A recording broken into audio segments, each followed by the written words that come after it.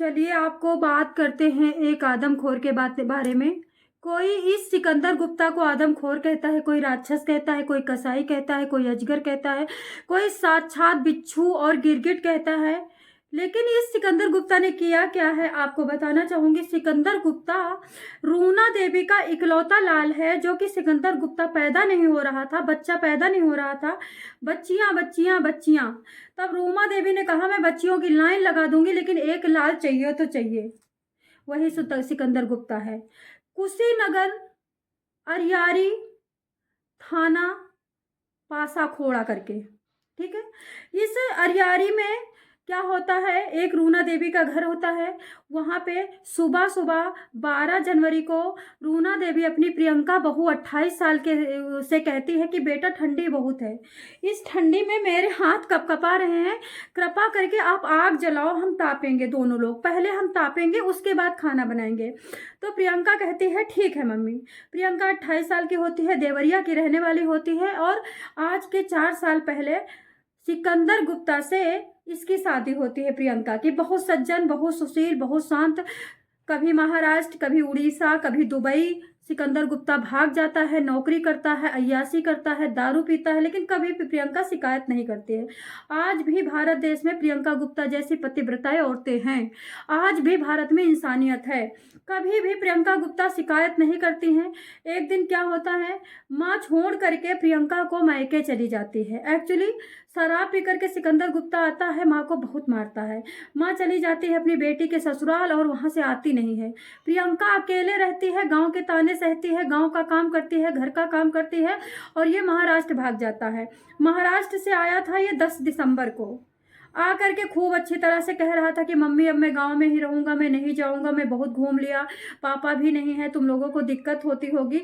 इस तरह से ये दिसंबर से लेकर के अभी तक ये खूब अच्छी तरह से दारू पी रहा है। 12 जनवरी को छत पे चढ़ता है, छत पे चढ़ करके अपनी बीवी से बोलता है क्या बना रही हो। मम्मी से कहता है क्या कर रही हो। मम्मी कहती है बेटा तुम गिर रहे थे, जीने पे चढ़ रहे थे तो गिर रहे थे, क्या सुबह सुबह पीना शुरू कर दिया।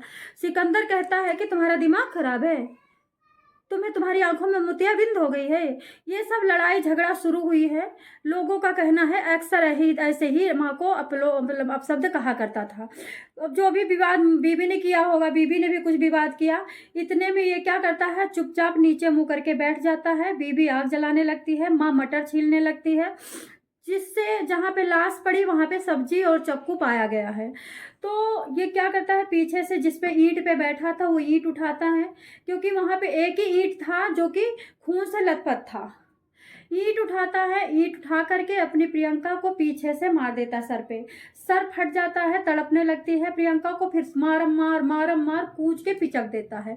अंदर का जितना भी मांस होता है वो बाहर निकल आता है, और उसके बाद माँ दौड़ती है बचाने के लिए। माँ बेहोश तुरंत हो जाती है, क्योंकि प्रियंका को छोड़ करके ये अपनी माँ पे पड़ जाता है। माँ को भी उतना ही मारता है और सर को मार करके सारा मांस बाहर कर लेता है।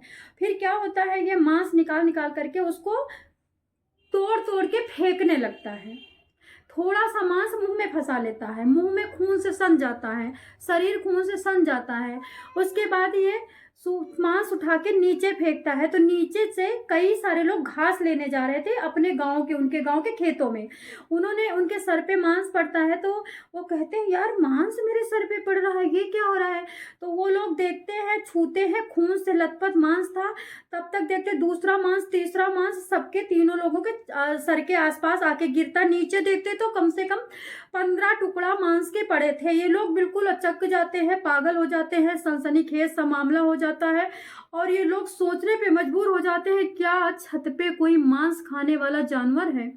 ऊपर देखते हैं, चिल्लाते हैं, कोई दिखाई नहीं देता। घर के सामने से जाते हैं, घर के सामने से चिल्लाते हैं रूना देवी प्रियंका, रूना देवी प्रियंका, कोई नहीं खोलता।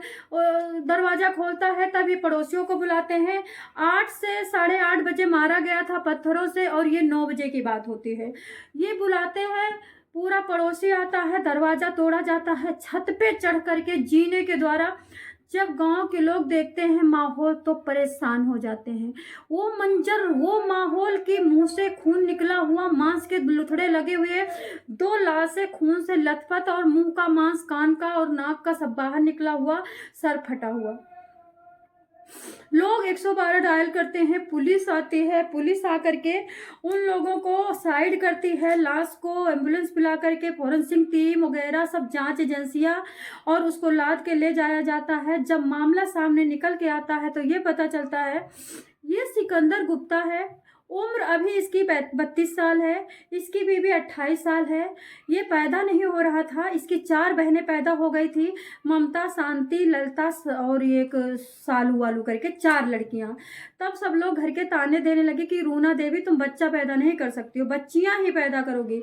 तो रूना देवी बड़ा मन्नत मांगती, कभी हनुमान जी के, कभी शंकर जी के, कभी दुर्गा जी के, दुर्गा माता का व्रत रहती है, मंदिर जाती है, तब जा करके सिकंदर पैदा होता है। जब सिकंदर पैदा होता है तो खुशी का ठिकाना नहीं रहता है। रूना देवी इसका नाम सिकंदर रखती हैं, कहते हैं कि ये सिकंदर है 4 बहनों का और इतनी आशाओं का, और हनुमान और शंकर जी का दिया हुआ है। सच में रावण दिया था शंकर जी ने, सच में रावण पैदा हुआ था।